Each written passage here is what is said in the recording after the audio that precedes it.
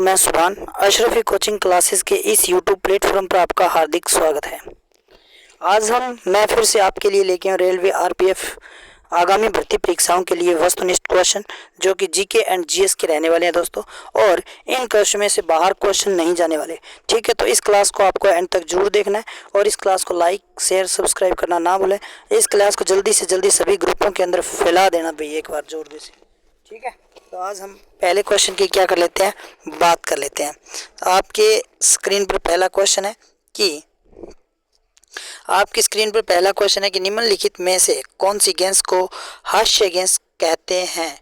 हास्य गैस किसे कहते हैं भाई? नाइट्रस ऑक्साइड या नाइट्रोजन प्रोक्साइड या नाइट्रोजन या नाइट्रिक ऑक्साइड। तो इसका जो सही आंसर है वो कौन सा है दोस्तों, आपको सही आंसर बताना है इसका। तो नाइट्रस ऑक्साइड है दोस्तों। क्या है? Nitrous oxide. तो इसका जो सही आंसर है वो क्या है दोस्तों? नाइट्रस ऑक्साइड है दोस्तों। ठीक है, अब हम बात कर लेते हैं नेक्स्ट क्वेश्चन के बारे में दोस्तों। नेक्स्ट क्वेश्चन आपकी स्क्रीन पर जल्दी से जल्दी आ रहा है दोस्तों। तो ये क्वेश्चन आपकी स्क्रीन पर है कि दूध को दही में बदलने में उपयोग किए जाने वाले उत्प्रेरक का नाम बताइए। तो पेप्सिन, रेनिन, लैक्टोज या डायस्टेज। तो लैक्टोज इसका क्या है, लेनिन इसका क्या है दोस्तों, एकदम सही आंसर है, क्योंकि लेनिन से क्या है, दूध को दही में बदला जा सकता है दोस्तों। दूध को दही में बदला जा सकता है किससे? तो लेनिन को। लैक्टोज से लैक्टोज को अन्य किसी चीज में बदल सकते हैं दोस्तों। ठीक है, अब हम बात कर लेते हैं नेक्स्ट क्वेश्चन के बारे में। नेक्स्ट क्वेश्चन आपकी स्क्रीन पर है दोस्तों कि क्वेश्चन है कि उत्परिवर्तन का सिद्धांत रेगिस्तान के द्वारा प्रस्तावित किया गया था। यानी ये जो सिद्धांत था वो किसके द्वारा दिया गया? चार्ल्स लियल या विलियम स्मिथ, ह्यूगो डिब्रिज या हैरिसन सिम्ट। तो इसका जो सही आंसर है वो कौन सा है दोस्तों? ह्यूगो डिब्रिज। क्या है दोस्तों? ह्यूगो डिब्रिज इसका क्या माना गया है? सही आंसर है, माना गया है दोस्तों। ठीक है, अब हम बात कर लेते हैं नेक्स्ट क्वेश्चन के बारे में। नेक्स्ट क्वेश्चन आपकी स्क्रीन पर है दोस्तों कि गुर्दों की पथरी से बनी होती है। गुर्दों की जो पथरी होती है ना वो किससे बनी होती है दोस्तों? तो कैल्शियम ओक जेलेट या सोडियम क्लोराइड या मैग्नीशियम नाइट्रेट या कैल्शियम बाइकार्बोनेट। तो इसका जो सही आंसर है वो कौन सा है दोस्तों? तो आपको याद रखना है कैल्शियम ओक जेलेट की बनी होती है। कैल्शियम ओक जेलेट की बनी होती है। गुर्दों के अंदर जो पथरी होती है ना दोस्तों वो किसकी बनी होती है? Calcium oxalate. ये आपको बहुत ही याद रखना है, वेरी इंपॉर्टेंट है दोस्तों। Oxalate. ठीक है, कैल्शियम ओक जेलेट ये क्या होता है? गुर्दों के अंदर जो पथरी होती है वो इससे बनी होती है दोस्तों। नेक्स्ट क्वेश्चन आपकी स्क्रीन पर है दोस्तों कि बीसीजी का टिक्का किस से संरक्षण के लिए होता है? बीसीजी का जो टिक्का होता है ना वो किसके संरक्षण के लिए होता है दोस्तों? गलफेड, क्षय रोग, कुष्ठ रोग या टिटनस। तो इसका जो सही आंसर है वो क्या है दोस्तों? क्षय रोग है। क्या है? इसका सही आंसर है क्षय रोग दोस्तों। इसका सही आंसर कौन सा है? क्षय रोग है। ठीक है, अब बात कर लेते हैं नेक्स्ट क्वेश्चन के बारे में। नेक्स्ट क्वेश्चन आपकी स्क्रीन पर है दोस्तों कि मैगीफेरा इंडिया किसका वैज्ञानिक नाम है? मैगीफेरा इंडिया किसका वैज्ञानिक नाम है? तो अमरूद, आम, आंवला या कटहल का। तो इसका जो सही आंसर है वो कौन सा है दोस्तों? मैगीफेरा इंडिया है ना वो आम का क्या होता है दोस्तों? वनस्पतिक या वैज्ञानिक नाम होता है कि इसका नाम होता है दोस्तों। तो मैगीफेरा इंडिया आम का या फिर आम का क्या होता है दोस्तों? वैज्ञानिक या वनस्पतिक नाम होता है। ये आपको पता होना चाहिए दोस्तों इस बातों का। ठीक है, क्योंकि ये क्लास आपको एंड तक जरूर देखना है। इस क्लास अगर आपको पसंद आए तो आपको इसको ज़्यादा से ज़्यादा शेयर सब्सक्राइब और लाइक करना भी है। ठीक है, और सभी ग्रुपों के अंदर इसे शेयर भी जरूर करना है दोस्तों। ठीक है, ईमेल का आविष्कार किसने किया? टिम बर्नर्स ली या जेम्स गोसलिन या विक्टन फर्स CA सिवा अयादुराई। तो इसका जो सही आंसर है वो कौन सा है दोस्तों? तो आपको इसका सही आंसर है याद रखना है दोस्तों। इसका सही आंसर कौन सा है? VA सिवा यदुराई इसका क्या है दोस्तों? सही आंसर है दोस्तों। ठीक है, अब हम बात कर लेते हैं नेक्स्ट क्वेश्चन के बारे में। किसके बारे में बात कर लेते हैं? नेक्स्ट क्वेश्चन के बारे में कि अंतर्राष्ट्रीय ओलंपिक दिवस कब मनाया जाता है। अंतर्राष्ट्रीय जो ओलंपिक दिवस है दोस्तों वो कब मनाया जाता है? तो देखो 16 अगस्त को मनाया जाता है, या फिर 2 फरवरी को मनाया जाता है, या 28 दिसंबर को मनाया जाता है, या 23 जून को मनाया जाता है। तो आपको याद रखना है, इसका सही आंसर है दोस्तों 23 जून को मनाया जाता है। और ओलंपिक की बात करें तो अब 2024 में जो ओलंपिक हुए हैं, 2024 के अंदर जो ओलंपिक हुए हैं वो किस शहर में हुए हैं? तो याद रखना दोस्तों पेरिस के अंदर हुए हैं। कहाँ पर हुए हैं? पेरिस के अंदर। और पेरिस कहाँ पर है दोस्तों? फ्रांस के अंदर। कहाँ पर है? फ्रांस के अंदर है दोस्तों। ठीक है, और भारत ने यहाँ पर कितने मेडल जीते थे? तो 71 मेडल। कितने मेडल जीते हैं दोस्तों? सॉरी, भारत ने 6 मेडल जीते थे और कितवें स्थान पर रहा है? 71वां स्थान प्राप्त किया है दोस्तों। कितवां स्थान प्राप्त किया है? 71वां स्थान प्राप्त किया है दोस्तों। ठीक है, अब हम बात कर लेते हैं नेक्स्ट क्वेश्चन के बारे में। नेक्स्ट क्वेश्चन आपकी स्क्रीन पर है कि जल्लीकुट्टू के साथ, जल्लीकुट्टू रेगिस्तान के साथ जुड़ा हुआ है। तो त्रिचुर या कार्तिगाई या ओणम या पोंगल। तो इसका जो सही आंसर है वो कौन सा है दोस्तों? क्योंकि ये ओणम है ना, ये पोंगल है ना, ये केरल में मनाया जाता है। ठीक है, और इसका जो सही आंसर है वो क्या है दोस्तों? पोंगल है। क्या है? पोंगल। और पोंगल कहाँ पर मनाया जाता है दोस्तों? आपको याद रखना है, केरल के अंदर बनाया जाता है। और ये क्या है? सूर्य उत्तरायण के उपलक्ष्य में मनाया जाता है। कब? सूर्य उत्तरायण। किसके उत्तरायण के उपलक्ष्य में? तो सूर्य के उत्तरायण के उपलक्ष्य में ये त्योहार मनाया जाता है दक्षिणी भारत के अंदर। ठीक है, नेक्स्ट क्वेश्चन आपकी स्क्रीन पर है दोस्तों कि ऑस्कर पुरस्कार जीतने वाले प्रथम भारतीय व्यक्ति का नाम क्या है। भी भारत की ओर से पहले ऑस्कर प्राप्त करने वाला व्यक्ति था ना, वो कौन था? AR रहमान, बानू अथैया या सत्यजीत रे या गुलजार। तो इसका जो सही आंसर है वो कौन सा है दोस्तों? बानू अथैया ने इसे सबसे पहले प्राप्त किया था दोस्तों। ठीक है, ये आपको क्या रखना है? याद रखना है, ऑस्कर अवार्ड। ठीक है, AR रहमान का भी नाम नॉमिनेट हुआ है दोस्तों, सत्यजीत रे का भी हुआ है। ठीक है, नेक्स्ट क्वेश्चन 11 नंबर क्वेश्चन है दोस्तों आपकी स्क्रीन पर है दोस्तों कि कारगिल की लड़ाई में पाकिस्तान के विरुद्ध भारत सेना के आक्रमण को किस नाम से जाना जाता है। तो आपको इसका सही आंसर बताना है। Operation Kargil, operation LOC, operation Vijay, operation success. तो इसका जो सही आंसर है वो कौन सा है दोस्तों? ऑपरेशन विजय। ऑपरेशन विजय दोस्तों। नेक्स्ट क्वेश्चन की बात करें तो आपकी स्क्रीन पर त्रिपिटक धर्म ग्रंथ का संबंध किस धर्म से है? हिंदू, जैन, पारसी या बौद्ध। इसका सही आंसर है दोस्तों बौद्ध। नेक्स्ट क्वेश्चन आपकी स्क्रीन पर है दोस्तों। नेक्स्ट क्वेश्चन कौन सा है कि भारत में मनसबदारी प्रथा किसने शुरू की? बाबर, हुमायूं, अकबर, जहांगीर। तो इसका जो सही आंसर है कौन सा है दोस्तों? ये ना मनसबदारी प्रथा है ना, ये अकबर ने प्रारंभ की थी। और इनके जो मनसबदार थे वो कौन कौन थे? तो आपको याद रखना है, क्योंकि इसका विश्वास पात्र सेनापति था इसका, जिसका नाम था मान सिंह। क्या था दोस्तों? मान सिंह। मान सिंह सबसे बड़ा मनसबदार था। और इसके बाद में एक सेनापति था राय सिंह। क्या था दोस्तों? राय सिंह, ये भी मनसबदार था। और एक जय सिंह था शायद तक, मिर्जा राजा जय सिंह, ये भी क्या था दोस्तों? मनसबदार था। ठीक है, ये तीनों ही मनसबदार थे इनके।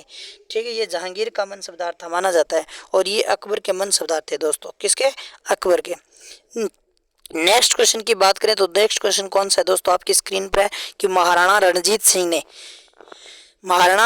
सिंह के राज्य की राजधानी क्या थी? पटना थी, फतेहपुर सीकरी थी, या इस्लामाबाद या लाहौर। तो याद रखना दोस्तों इसका सही आंसर है लाहौर, इसकी राजधानी रही थी दोस्तों। ठीक है, क्या रही थी? लाहौर। नेक्स्ट क्वेश्चन आपकी स्क्रीन पर है दोस्तों कि गांधी जी ने किस वर्ष में असहयोग आंदोलन शुरुआत की थी? तो 1880 में नहीं की थी दोस्तों, 1900 में भी नहीं की थी, और 1920, 1940, क्योंकि 40 में तो उन्होंने लगभग कोई सा आंदोलन नहीं किया था, शायद किया था कोई, अगर हाँ वो असहयोग आंदोलन 42 में स्टार्ट किया था। तो ये कब किया था? 1920 के अंदर किया था दोस्तों। असहयोग आंदोलन कब किया था? 1920 के अंदर।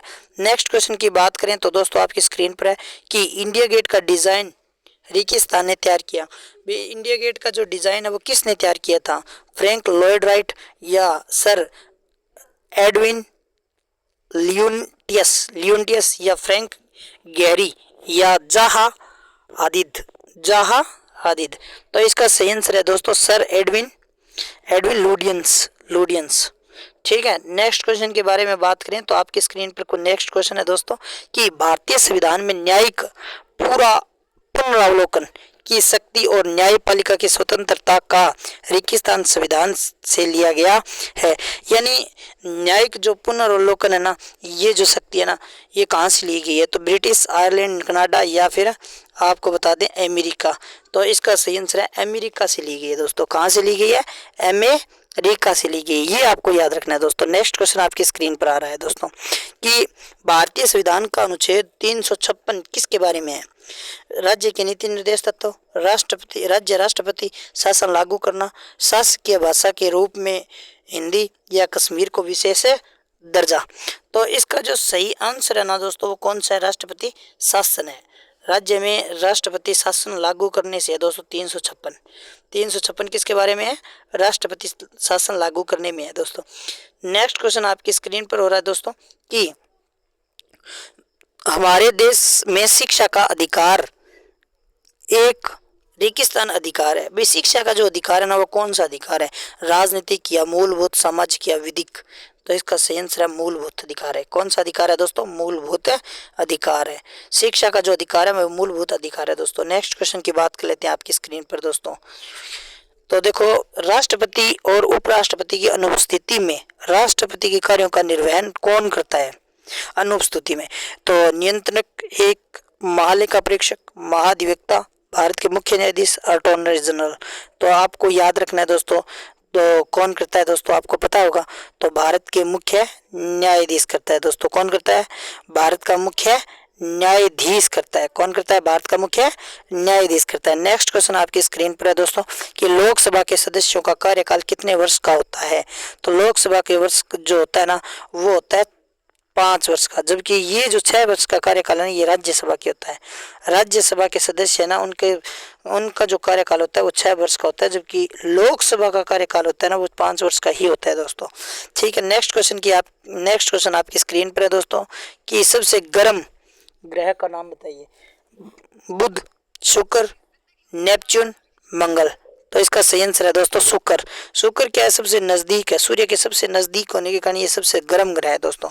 ठीक है, नेक्स्ट क्वेश्चन आपकी स्क्रीन पर है दोस्तों कि मध्य रात्रि के सूर्य की भूमि के नाम से जाना जाता है कौन सा देश है? तो स्वीडन, नॉर्वे, जर्मनी या फिनलैंड। तो इसका जो सही आंसर है वो कौन सा है दोस्तों? नॉर्वे। नॉर्वे को मध्य रात्रि सूर्योदय का देश कहा जाता है। जबकि आपसे पूछे ना भी सूर्योदय का देश किसे कहा जाता है? सूर्योदय का देश किसे कहा जाता है? तो ये आपको याद रखना, जापान को कहा जाता है। अगर पूछे ना सूर्योदय सबसे पहले कहाँ पर उगता है? तो 180 डिग्री देशांतर रेखा पर। 180 डिग्री देशांतर रेखा को क्या कहा जाता है दोस्तों? तो ये आपको याद रखना है, देशांतर रेखा को कहा जाता है अंतर्राष्ट्रीय तिथि या वार या दिनांक रेखा के नाम से जाना जाता है। नेक्स्ट क्वेश्चन की कर लेते हैं बात दोस्तों। नेक्स्ट क्वेश्चन आपकी स्क्रीन पर है कि किस देश के साथ भारत की सबसे लंबी अंतर्राष्ट्रीय सीमा लगी है? तो ये आपको बताना है दोस्तों। ठीक है, नेपाल की जो सीमा लगती है वो कितनी लगती है? आपको याद होना चाहिए 1643 किलोमीटर लगती है दोस्तों। कितनी लगती है नेपाल के साथ? 1751 लगती है। जबकि पाकिस्तान के साथ 23 लगती है दोस्तों। चीन की बात करें तो चीन के साथ कितनी सीमा लगती है दोस्तों? तो आपको याद रखना है 3488 सीमा लगती है दोस्तों चीन के साथ। और बांग्लादेश के साथ 4096 लगती है। कितनी लगती है? 4096 पॉइंट समथिंग। तो सबसे ज़्यादा किसके साथ लग रही है?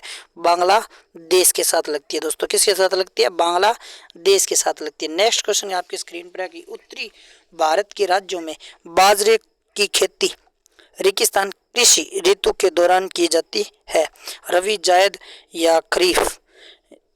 इनमें से कोई नहीं। तो मैं आपको बता देता हूं कि रबी की फसल में क्या होता है दोस्तों? गेहूं है खाद्यान्न फसल। जबकि खरीफ की फसल में खाद्यान्न फसल क्या होती है दोस्तों? तो एक तो होती है बाजरा। क्या होता है? बाजरा। एक क्या होता है दोस्तों? मक्का होता है। क्या होता है? मक्का होता है खाद्यान्न फसलों में। ठीक है, जायद की फसल में क्या होता है? ये तरबूज हो गया, तरबूज, खरबूज, तरबूज और क्या होता है दोस्तों, टिंडी होती है, ककड़ी होती है, किस फसल में, जायद की फसल में। तो इसका जो सही आंसर है वो कौन सा है दोस्तों, खरीफ है। तो आपको याद रखना है, ठीक है। इस रबी की फसल में गेहूं होता है, चना होता है, और क्या होता है दोस्तों, जौ होता है, और क्या होता है, सरसों होता है, अलसी होती है, जीरा होता है, ठीक है। जीरा भी इसी के अंदर, इसबगोल भी इसी के अंदर होता है, ठीक है। जायद की फसल, खरीफ की फसल की बात करना तो खरीफ के अंदर बाजरा होता है, मूंग, मोठ होता है दोस्तों, मक्का होता है, गन्ना होता है, ठीक है। और क्या होता है दोस्तों, तो आपको याद रखना है, कपास होता है दोस्तों, क्या होता है, कपास होता है, सोयाबीन होता है, धनिया होता है, ठीक है। तो ये किसकी फसल में आता है, खरीफ की फसल में आता है दोस्तों, ठीक है। तो कोई न कोई टेक्निकल प्रॉब्लम के कारण ये सब कुछ आपको ये दृश्य दिखाई दे रहा है बार बार में, ठीक है। तो नेक्स्ट क्वेश्चन की बात कर लेते हैं। नेक्स्ट क्वेश्चन आपकी स्क्रीन पर है दोस्तों कि भारत में जैव भौगोलिक क्षेत्र की संख्या कितनी है।